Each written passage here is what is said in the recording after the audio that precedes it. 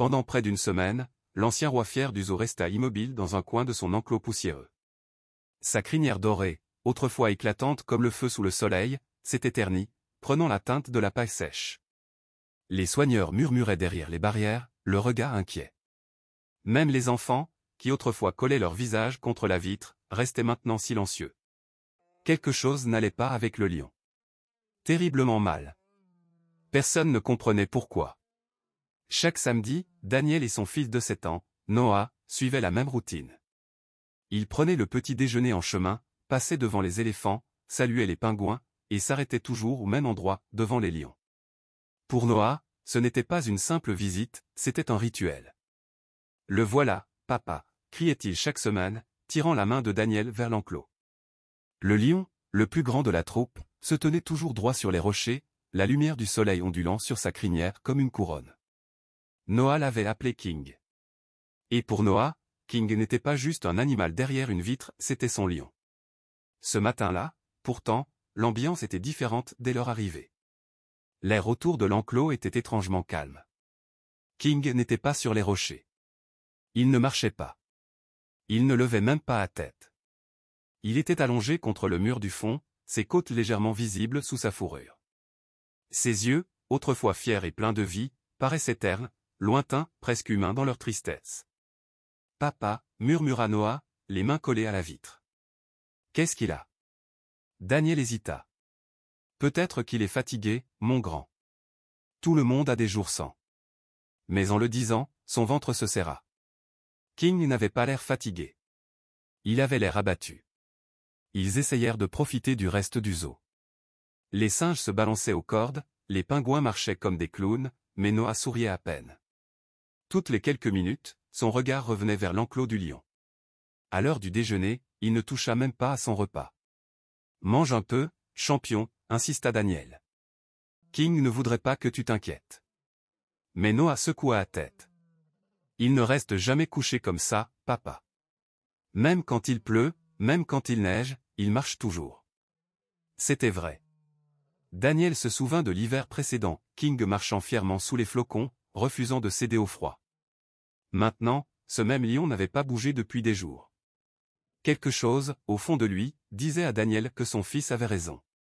Quelque chose n'allait vraiment pas. Quand ils revinrent à l'enclos cet après-midi-là, un visage familier les accueillit. Ben, un des soigneurs, leur adressa un sourire forcé. « Salut, champion » dit-il en s'accroupissant près de Noah.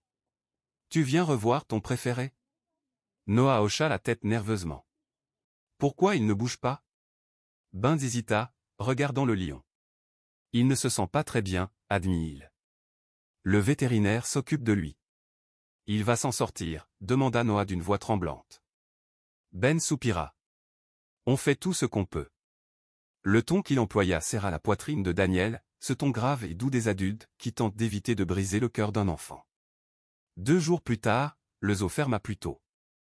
Une équipe vétérinaire arriva discrètement, portant des tranquillisants et du matériel médical. La chef vétérinaire, Dr Harper, travaillait avec les animaux sauvages depuis plus de 20 ans. Elle avait vu des lions blessés, affamés, même empoisonnés, mais jamais rien de semblable. Quand elle s'approcha de l'enclos de King, il ne grogna pas. Il se contenta de la regarder, ses yeux ambrés ternes mais calmes, comme s'il l'attendait. Ils le sédatèrent doucement et examinèrent la bosse sur son flanc. Ce n'était pas une infection. Ce n'était pas une blessure. C'était un mouvement.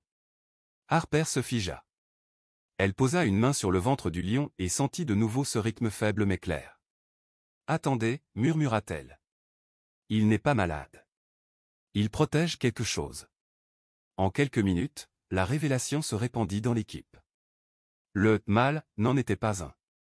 King était une lionne mal identifiée des années plus tôt à cause de sa crinière épaisse, un trait génétique rare qui la faisait ressembler à un mâle. Et elle n'était pas en train de mourir, elle était enceinte. Le gonflement, l'immobilité, le refus de manger, elle n'était pas malade, elle était en plein travail. Peu après, le bruit qui emplit l'enclos ne fut pas un rugissement de douleur, mais un ronronnement tremblant. Au matin, le personnel du zoo se rassembla devant la vitre pour assister à un miracle. 4 petits lionceaux étaient blottis contre leur mère, ouvrant les yeux pour la première fois. Quand les portes rouvrirent ce week-end-là, les visiteurs étaient déjà nombreux. L'histoire s'était répandue, King, le puissant lion, était en réalité une reine.